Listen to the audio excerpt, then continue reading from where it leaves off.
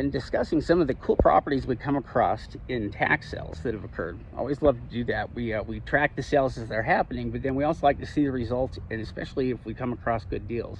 But this last one is actually a property that we picked up here last year at auction. Now, as you can see, it's a commercial property that we picked up, and we got it for under $5,000. So again, not like it really costs that much here, but what's interesting is that we're currently renting this property out for $1,000 a month, and we're renting it out to the tenants, the same tenants that plan to buy the property here in 6 months for $135,000. And so, yeah, another cool property here that was a little bit odd. It didn't get a lot of attention at auction, but at that price, we just couldn't turn it down because we knew it had a tremendous amount of value there to it. And yeah, you come across deals like that sometimes when you participate in the auctions.